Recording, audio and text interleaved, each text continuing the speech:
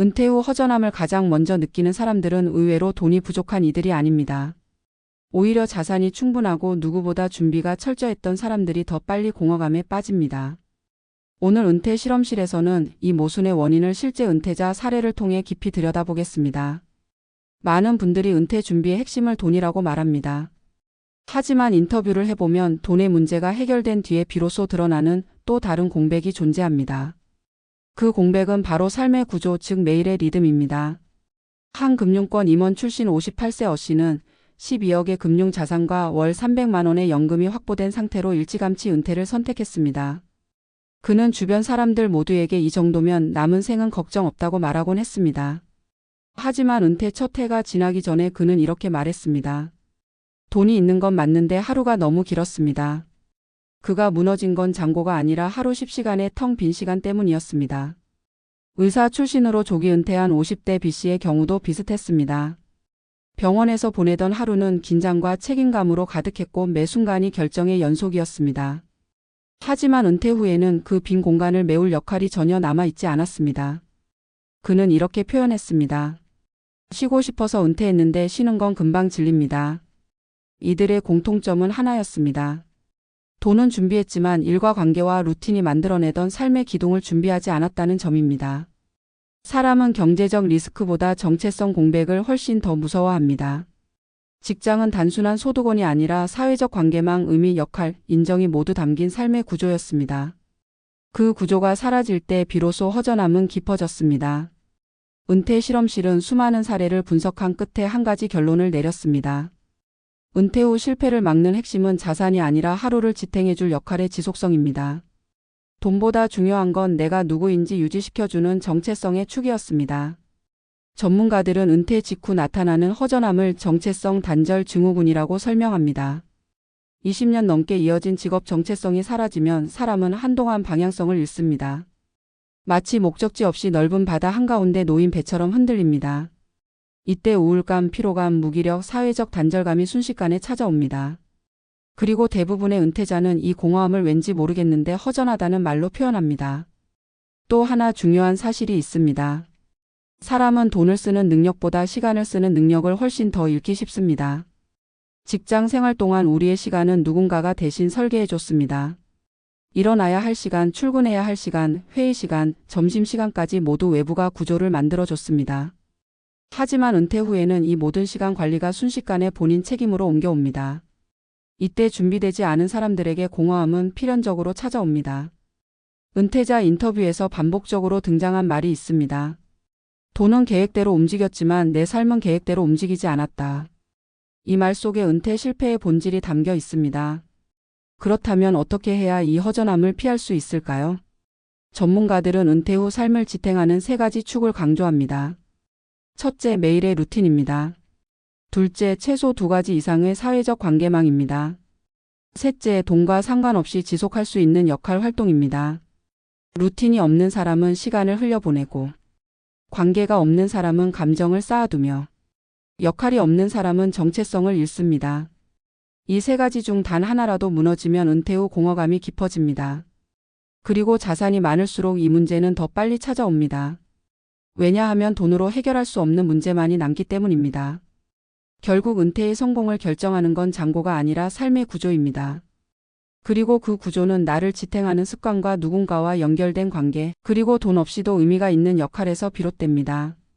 돈은 은퇴를 가능하게 하지만 삶을 채우는 것은 전혀 다른 영역의 준비입니다. 오늘 은퇴 실험실이 전하고 싶은 메시지는 이것입니다. 돈이 충분한데 허전함을 느꼈다면 당신은 잘못된 것이 아닙니다. 당신은 이제 새로운 구조를 세워야 할 시점에 도달한 것입니다. 그리고 그 구조를 만들기 시작하는 순간, 은퇴 생활은 비로소 다시 살아 움직이기 시작합니다. 은퇴를 준비하는 과정에서 사람들은 대부분 재정 계획에 가장 많은 시간을 쏟는다. 자산을 얼마나 모아야 하는지, 연금은 어느 정도가 나오는지, 생활비는 얼마나 필요한지 같은 문제는 그동안 사회가 은퇴의 핵심으로 강조해 온 것들이다. 하지만 실제 은퇴자들을 만나고 그들의 삶을 깊이 들여다보면 전혀 다른 진실이 드러난다. 돈은 충분했지만 삶은 허전했다고 말하는 사람들이 의외로 많다는 점이다. 심지어 이들은 평균보다 더 많은 자산을 보유한 이들이며 누구보다 철저하게 준비해 온 사람들이었다. 은퇴 실험실이 여러 사례를 분석한 끝에 발견한 공통된 지점은 하나의 문장으로 정리된다. 문제는 돈이 아니라 삶의 구조였다. 한 중견기업 임원 출신의 은퇴자는 오랜 시간 동안 은퇴를 준비해왔다. 퇴직 연도에 맞춰 자산을 계획했고 퇴직 이후의 가계 흐름도 그가 만든 시뮬레이션대로 움직였다. 그러나 은퇴 첫 해의 겨울 무렵 그는 자신이 예상하지 못한 괴로움에 빠져 있었다. 그는 잠은 원하는 만큼 잤고 돈도 계획대로 잘 빠져나갔는데 하루가 너무 길었다고 말했다. 그의 말은 단순한 넋두리가 아니었다. 그는 자신이 회사를 다니며 당연하게 유지해 온 삶의 리듬을 잃었다는 사실을 뒤늦게 깨달았다. 출근이라는 행동이 주던 구조, 동료들과 나누던 관계, 회의와 일정들이 만들어 주던 목적감이 사라지자 시간은 그를 압도하기 시작했다. 그는 시간을 갖고 싶어서 은퇴했는데 정작 가장 큰 스트레스가 시간이 되었다고 말했다. 또 다른 은퇴자는 교사로 평생을 지냈다. 그는 은퇴를 앞두고 이제는 내 인생을 살아보겠다는 설렘을 가지고 있었다. 하지만 막상 은퇴 후 그는 자신이 생각했던 자유가 허상에 가까웠다는 사실을 마주했다. 그는 자유를 원했지만 무엇을 할지 정해 놓지 않은 자유는 불안함으로 변했다. 오랫동안 자신을 지탱했던 직업적 정체성이 사라지자 그는 하루 종일 자신이 방향을 잃은 사람처럼 느껴졌다고 했다. 그는 내가 누구인지 설명할 말이 없어졌다고 표현했다. 사람은 정체성이 흔들리면 삶의 의미가 함께 흔들린다. 이 정체성은 자산의 크기와 아무 상관이 없다. 오히려 자산이 충분한 사람일수록 정체성의 빈자리가 더 뚜렷하게 느껴진다. 돈으로 해결할 수 없는 마지막 공백이 남기 때문이다. 의사 출신의 은퇴자는 직장 생활을 할 때 늘 시간을 갈망했다. 운동도 하고 싶고 책도 읽고 싶고 여행도 다니고 싶었기 때문이다. 하지만 은퇴 후 그는 자신이 상상했던 여유로운 삶을 유지할 수 없다는 사실을 깨달았다. 사람은 여유를 얻으면 만족할 것 같지만 막상 여유가 지나치게 많아지면 무기력에 빠진다. 의사 출신 은퇴자는 어느 날 이렇게 말했다. 쉬고 싶어서 은퇴했는데 쉬는 건 금방 질립니다. 그 말 속에는 은퇴자들이 공통적으로 겪는 심리적 지형이 고스란히 담겨 있다. 은퇴 실험실에서는 이 같은 사례들을 바탕으로 은퇴 후 허전함의 본질을 정체성 단절에서 찾았다. 사람은 직장에서 하루의 구조를 받는다. 출근 시간과 점심시간, 기본적인 일정은 모두 외부가 정해준다. 그 안에서 사람은 자신의 역할을 수행하며 의미를 느낀다. 하지만 은퇴 후에는 외부가 만들어 주던 구조가 사라지고 모든 시간이 스스로에게 맡겨진다. 이때 시간은 자유가 아니라 과제가 된다. 시간을 스스로 관리해야 하고 스스로 의미를 찾아야 하고 스스로 자신을 설득해야 한다. 즉 은퇴자는 구조 없는 삶을 견뎌야 하는 시험대에 오르는 것이다. 이 지점에서 특히 중요한 사실이 있다. 바로 시간 관리 능력과 정체성 유지 능력이 오랫동안 훈련되지 않았다는 점이다. 직장 생활은 시간 관리의 많은 부분을 대리해왔다. 하지만 은퇴 후에는 오롯이 개인이 자신의 하루를 개척해야 한다. 이때 루틴이 없는 사람은 시간 속에서 떠다니는 느낌을 받는다. 관계가 없는 사람은 감정이 쌓여 어디에도 내려놓을 곳이 없다고 느낀다. 역할이 없는 사람은 자기 자신을 소개할 말이 사라진다. 이 세 가지는 은퇴 후 삶의 질을 결정하는 근본적 요소다. 은퇴 실험실은 여러 사례 분석을 통해 이 문제를 해결하기 위한 핵심 열쇠를 발견했다. 그 열쇠는 돈을 늘리는 것이 아니라 삶의 구조를 새롭게 설계하는 것이다. 삶의 구조는 시간, 관계, 역할이라는 세 가지 축으로 구성된다. 시간의 축은 하루의 리듬을 만드는 루틴이다. 관계의 축은 무너졌던 연결을 다시 일으켜 세우는 사회적 네트워크다. 역할의 축은 내가 누구인지 설명해주는 정체성의 기둥이다. 이 중 어느 하나라도 빠지면 은퇴 후 삶은 쉽게 허전함으로 가라앉는다. 중요한 것은 이 구조가 돈과 거의 관계가 없다는 점이다. 돈은 생활을 가능하게 만들지만 의미를 만들어주지 않는다. 의미는 사람이 직접 구축해야 하는 삶의 작업이다. 이 작업을 준비하지 않은 사람은 자산이 많아도 삶이 가벼워지고 허전해진다.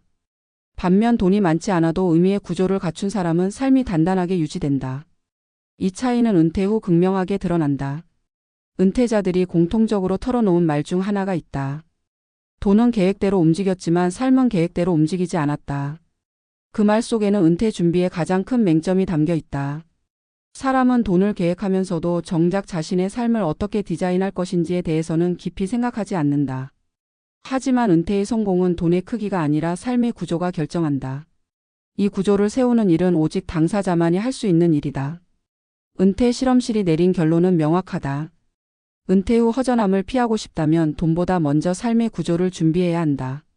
루틴을 만들고 관계를 지키고 역할을 지속하는 일은 작은 것처럼 보이지만 실제로는 은퇴 이후 삶의 근간을 이루는 거대한 기둥이다. 삶을 떠받치는 구조가 튼튼하면 은퇴는 삶을 무너뜨리는 사건이 아니라 새로운 가능성을 여는 전환점이 된다. 이 칼럼을 마무리하며 은퇴자들이 남긴 깊은 말을 전하고 싶다. 돈으로 살 수 없는 건 결국 나의 하루였습니다. 이 말은 은퇴의 본질이 자산이 아니라 삶의 방식에 있다는 사실을 누구보다 정확하게 보여준다. 돈은 은퇴의 조건이지만 삶의 내용은 아니다. 그리고 그 내용을 채우는 일은 은퇴 후 가장 중요한 과제가 된다. 이 글을 읽는 시청자나 독자에게 마지막으로 전하고 싶은 메시지는 단 하나다. 은퇴를 준비할 때 잔고보다 먼저 나의 하루를 어떻게 만들 것인지, 나를 지탱하는 의미는 무엇인지 스스로에게 질문해야 한다.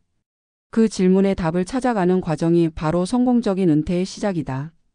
돈은 충분할 수 있지만 삶이 허전하지 않기를 바라는 마음으로 은퇴 실험실은 앞으로도 그 해답을 찾아갈 것이다.